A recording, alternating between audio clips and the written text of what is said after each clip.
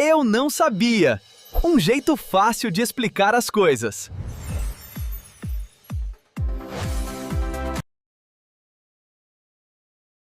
Sabe aquela ideia clássica da batalha entre o bem e o mal? Bom, hoje a gente vai mergulhar num conceito que leva isso a um patamar bem mais profundo. A gente está falando da chamada guerra espiritual. É a crença de que existe um conflito cósmico e invisível que para muita gente afeta diretamente a nossa vida, o nosso dia a dia.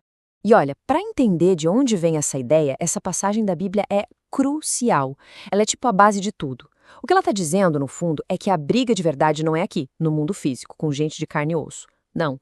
A luta seria numa outra esfera, uma esfera sobrenatural, contra forças que a gente nem consegue enxergar. Ok, uma guerra invisível. Mas o que isso significa na prática? Como é que se luta uma guerra que não dá para ver?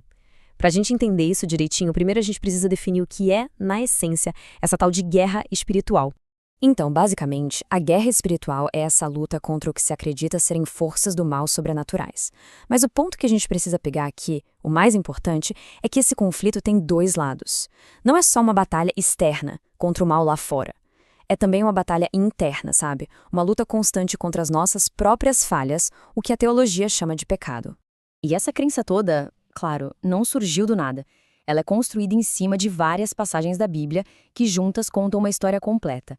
Começa lá no Gênesis, com a origem do conflito, e vai até a ideia da vitória de Cristo na cruz.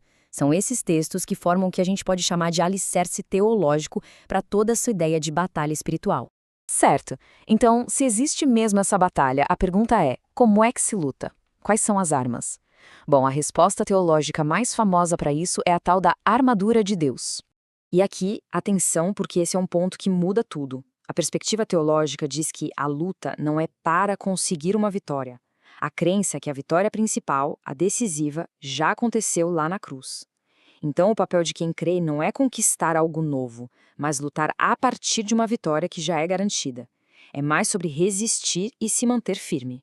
Essa ideia de resistência é toda simbolizada pela armadura de Deus, que o texto de Efésios descreve em detalhes. Cada peça é uma metáfora para uma ferramenta espiritual, né? O cinto da verdade para dar base, a couraça da justiça para proteger o peito, o escudo da fé para se defender dos ataques, e por aí vai. E o interessante é que a única peça de ataque mesmo é a espada, que representa a palavra de Deus. Ok, até agora a gente ficou no campo da teologia, da fé. Mas e se a gente olhasse para essas mesmíssimas experiências, essa sensação de batalha interna, de lutar contra algo invisível, com outros olhos, com as lentes da ciência? Chegou a hora de a gente mudar o foco e perguntar: o que a psiquiatria moderna tem a dizer sobre tudo isso? E essa é a grande questão que vai guiar a gente agora. O que acontece quando essas experiências, que para muitos são puramente espirituais, entram no consultório de um psiquiatra? Quando elas são analisadas pela ótica da psicopatologia? A resposta, adianto, não é nada simples e revela uma história bem complexa. Se a gente olhar para a história, a forma de interpretar isso mudou da água para o vinho. Na Idade Média, comportamentos estranhos eram possessão demoníaca, sem dúvida. Aí, com a chegada da psiquiatria, isso tudo começou a ser visto como doença mental. E hoje em dia, bom, os manuais de diagnóstico, como o famoso DSM, tentam encontrar um equilíbrio delicado entre a análise clínica e o respeito pela cultura de cada um. E isso joga a gente bem no meio de um dilema gigantesco para os profissionais de saúde mental. A pergunta de $1 milhão é: como é que se diferencia uma experiência de fé, que faz todo sentido dentro de uma cultura, de algo que pode ser um transtorno psiquiátrico? Para tentar responder essa pergunta, os especialistas usam alguns critérios. Por exemplo, eles olham se aquela experiência faz sentido dentro do grupo religioso ou cultural da pessoa. Outra coisa, a pessoa entende que o que está vivendo é algo fora do comum? E, talvez o mais importante de tudo, isso está causando um sofrimento que a pessoa não consegue controlar? Está atrapalhando a vida, o trabalho, as relações? E existe até uma categoria de diagnóstico oficial para isso na Classificação Internacional de Doenças, o CID-10. É o transtorno de transe e possessão. Mas, e aqui tem um grande mais, o diagnóstico só vale se a experiência for involuntária, indesejada, se trouxer muito sofrimento e, claro, se não for parte de uma prática religiosa ou cultural aceita pelo grupo da pessoa.